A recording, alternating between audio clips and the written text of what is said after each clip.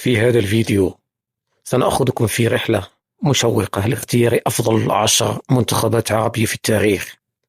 ترتيب مبني على إنجازات حقيقية وألقاب رسمية ومشاركات عالمية وأرقام دقيقة حتى سنة 2025.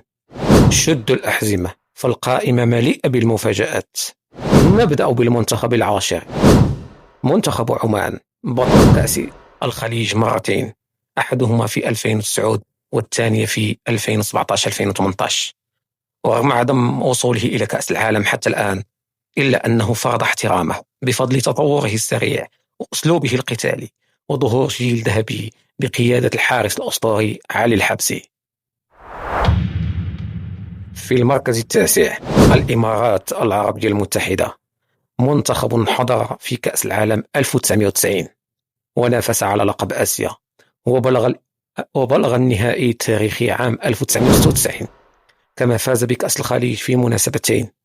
الإمارات قد لا تملك تاريخا زاخرا بالألقاب، لكنها تملك فريقا مستقرا ومدرسة كروية تخرج أسماء بارزة في الساحة الخليجية والأسيوية.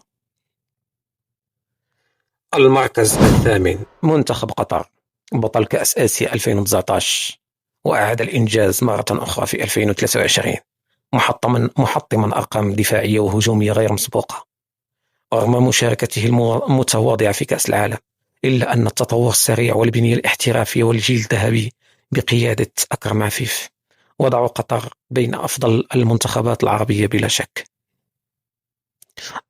المركز السابع، منتخب الكويت، منتخب الكويت بطل كأس آسيا 1980 والمهيمن الأكبر على كأس الخليج ب10 ألقاب تاريخية، كما شارك في كأس العالم 1982 وبلغ في التسعينات أعلى تصنيف دولي له، وكان ندا قويا للعرب والأسيويين.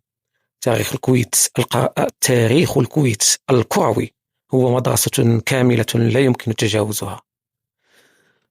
المركز السادس، العراق، المنتخب الذي كتب المجد وسط الظروف الأصعب، بطل آسيا 2007 في واحدة من أعظم القصص الرياضية في تاريخ القارة، ومشارك دائم في المراحل المتقدمة من كأس آسيا، وبطل كبير في كأس الخليج.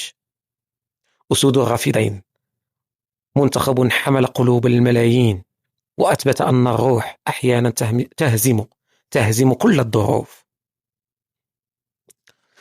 في المركز الخامس، منتخب السعودية، في المركز الخامس يأتينا الأخضر السعودي، السيد التاريخي لبطولات آسيا، 3 بطولات قارية، أعوام 1984 1988 1996، و7 مشاركات في كأس العالم،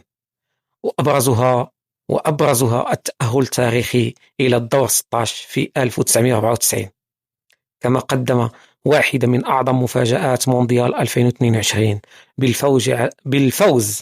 بالفوز على منتخب الأرجنتين. السعودية ثابتة قوية واسم كبير في الكرة الأسيوية والعربية. المركز الرابع، منتخب تونس، نسور قرطاج في المرتبة الرابعة، بطل كأس إفريقيا 2004 وأحد أكثر الفرق استقرارا في البطولات الإفريقية. منتخب شارك عدة مرات في كأس العالم ويملك تجربة طويلة وثرية في التنافس القاري. تونس أحد أعمدة الكرة العربية، وتاريخها مليء بالنجوم والمدارس التدريبية الكبرى. المركز الثالث، منتخب الجزائر، المنتخب الذي أبدع عبر الأجيال،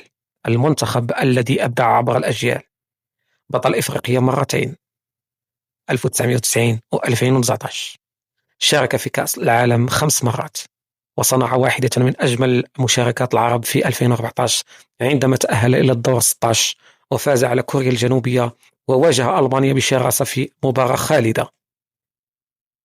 منتخب الجزائر يملك مواهب فردية هائلة وتاريخا مليئا بالأمجاد. المركز الثاني، منتخب المغرب، أسود الأطلس، المنتخب العربي والإفريقي الذي فجر زلزال كرة القدم في العالم بوصوله إلى بوصوله إلى نصف نهائي كأس العالم 2022 وتحقيقه المركز الرابع عن جدارة واستحقاق، كما توج ببطولة إفريقيا سنة 1976 وشارك في كأس العالم عدة مرات منذ 1970. إضافة إلى ذلك يملك المغرب يملك أفضل مسيرة عربية على الإطلاق في تاريخ المونديال وأكثر تصنيفا عالميا في فترات عديدة.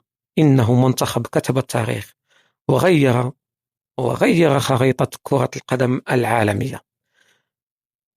المركز الأول منتخب مصر. نصل الآن إلى القمة، المنتخب الأكثر تتويجا في القارة الإفريقية، إلى المنتخب الذي حصد 7 بطولات كأس إفريقيا 7، بينها ثلاثية تاريخية خالدة 2006 2008 2010. منتخب مصر بكل أساطيره وبأرقامه بمدارسه التدريبية بجماهيره هو المنتخب العربي الأكثر نجاحا على مستوى الألقاب الرسمية، رغم تواضع نتائجه في كأس العالم إلا أن سيطرته الإفريقية لعقود تجعله في المرتبة الأولى بلا منازع.